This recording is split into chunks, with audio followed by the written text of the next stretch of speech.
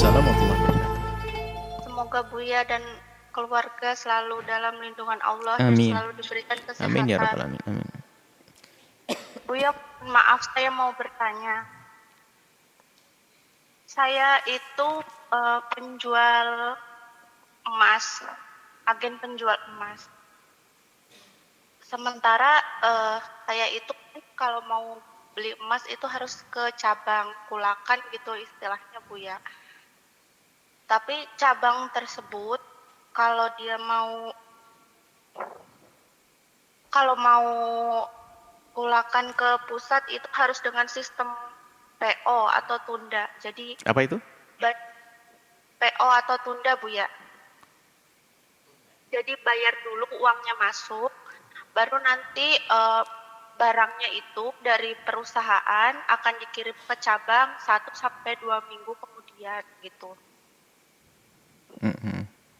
Dan perusahaan tersebut juga memperbolehkan jual beli emasnya itu secara online gitu Bu ya. Namun yang saya lakukan itu saya jual beli emasnya baik saya membeli dari cabang atau saya menjual lagi kepada pembeli saya itu dari tangan ke tangan Bu ya. Yang saya mau tanyakan apakah saya boleh itu memasarkan produk perusahaan tersebut sementara sistemnya yang masih ada belum syar'i gitu Bu ya. Baik, Masya Allah. Terima kasih Bu ya. Ya kan. Wassalamualaikum warahmatullahi wabarakatuh. Waalaikumsalam warahmatullahi wabarakatuh. Masya Allah.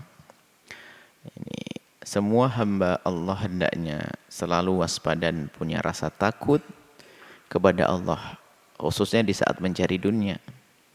Ada yang terlena mencari dunia nggak peduli halal haram, yang penting dapat duit.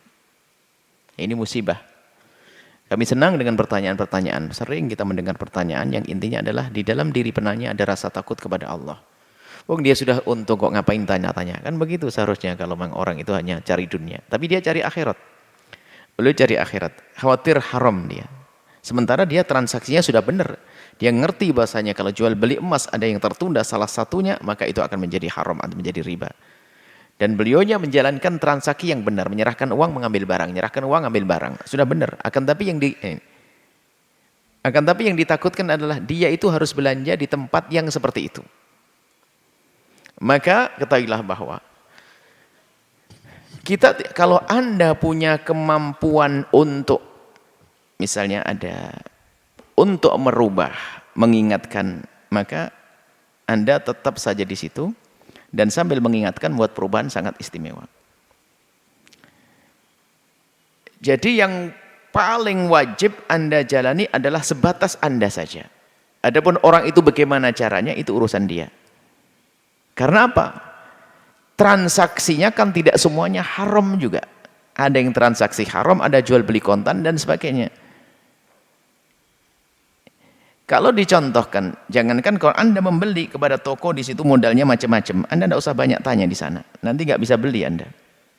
Ada orang punya toko besar, Anda dengar modalnya Anda yang dari haram, tapi juga dia pernah jual tanah dan sebagainya.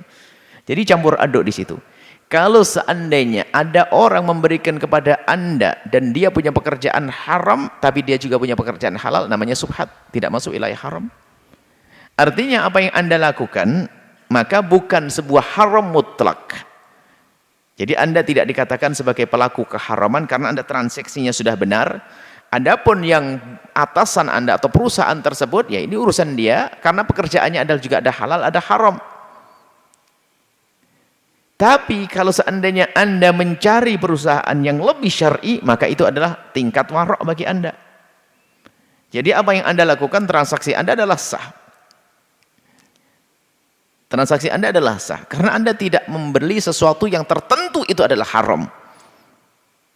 Misalnya ini barang haram saya jual kepada Anda nggak boleh. Tapi tidak. Transaksi Anda benar, Anda menyerahkan uang, Anda mengambil emasnya.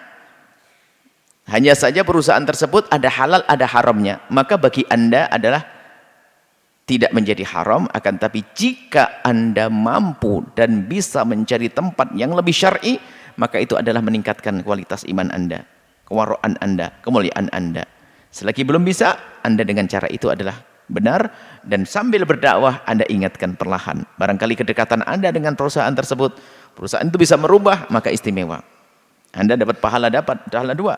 Berdagang Anda dapat pahala, sambil berjihad, berdakwah, menyebarkan kebenaran. Itu saja insya Allah. Kemudian ada sedikit yang kami tambahkan bahwa bisa jadi sebenarnya merubah cara transaksi begini. Kalau ada orang ingin mengirim uang dulu tahu emasnya nanti, itu adalah kalau transaksinya sekarang nggak sah. Tapi dengan cara lain, misalnya kita mentransfer uang sifatnya titip. Uang suruh membawa dia, baru nanti setelah ada barangnya, baru transaksi berjalan saat itu. Supaya uang diterima sama dia, barang diambil sama kita. Ini diantaranya caranya. Termasuk diantaranya kalau kita belanja emas di rumah kawan atau teman dekat atau pelanggan, kemudian kita melihat barang bagus sementara kita belum punya duit. Barang bagus, kalau kita ambil barangnya, duitnya kita bayar besok, namanya riba. Ribayat.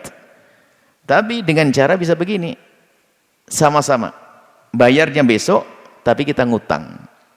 Sehingga kalau tukang emas yang ngerti syariat, maka dia akan mengarahkan.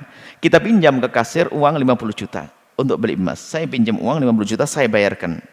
Setelah itu saya dapat emas, saya bayar emas. Cuman tanggungan saya membayar utang, bukan membayar emas. Utang. Jadi ini adalah takyif fikih, ada caranya, itu ada. Agar kita keluar daripada riba. Memang secara zahir adalah mirip-mirip, itulah ujian. Jangan sampai seperti orang di luar Islam, innamal bai'u mithlur riba, transaksi dianggap kayak riba. Memang kadang mirip-mirip, tapi bukan, beda. Ini ujian kita. Dan bahkan dalam riba tidak harus ada yang dirugikan. Dalam riba tidak harus ada yang dirugikan. Termasuk ribayat tadi, tidak ada yang dirugikan, untung semuanya. Perusahaan untung, pembeli untung, duit dulu dikirim, barang nanti, untung semuanya. Tapi ingat, karena ini melanggar cara aturan Allah, maka masuk wilayah riba. Ya, maka ini adalah haram. Semoga Allah menjaga rizki, menjaga kita semua. Semoga Allah memberikan kepada kita semua rizki yang halal dan penuh berkah. Allah a'lam.